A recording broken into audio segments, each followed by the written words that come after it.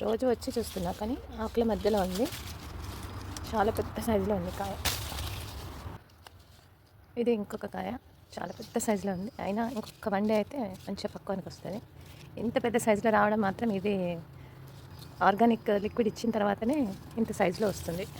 ఈ చిక్కుడు చెట్టుకి plant health care, fruit health కేర్తో పాటు రెపెలెంట్ కూడా అప్లై చేయడం వల్ల పురుగు అంతా దాదాపు పోయింది. అంటే అది అచేతనంగా ఉండి ఫ్రూట్ నుండి, మన పూత నుండి, ఆకు నుండి ఎటువంటి న్యూట్రియంట్స్ తీసుకోకుండా అది టోటల్గా ప్యారలైజ్డ్ అయిపోయి మొత్తం చచ్చిపోతాయి. ఎక్కడ కూడా పురుగు అనేది కనిపిస్తలేదు. అప్పుడు నేను తీసినప్పుడు వీడియో 10 days బ్యాక్ చాలా దారుణంగా ఉండేవి.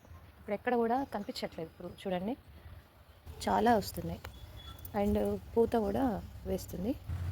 ఇది ఇంకొక రకమైన చిక్కుడు చెట్టు. పూత మనము పెస్టిసైడ్స్ ఏమైనా కొడితే కనుక దానికి కాయకు పట్టేసి లోపలికి వెళ్ళి అది మనం పైన కడిగినా అని ఫ్రూట్ లోపల ఉండి ఆ పెస్టిసైడ్స్ అనేది మన లోపలికి వెళ్ళడం వల్ల మనము అనారోగ్యానికి మూల కారణం కూడా అదొకటి. ఇప్పుడు దీనివల్ల మనకి ఆరోగ్యం చాలా బాగుంటుంది.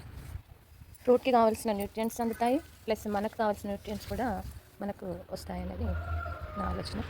చాలా చాలా హ్యాపీ అనిపిస్తుంది. అంటే మన అంతకుముందు పేనుబంక వస్తే చీమల మందులు అలాంటిది చల్లేది. ఇప్పుడు అలా కాకుండా మన పెస్టిసైడ్స్ కాకుండా ఆర్గానిక్ ఇచ్చినాం కాబట్టి మంచిగా 100% సాటిస్ఫాక్షన్. మనం మంచి ఫుడ్ తీసుకుంటున్నాము అనేది అది ఇందులో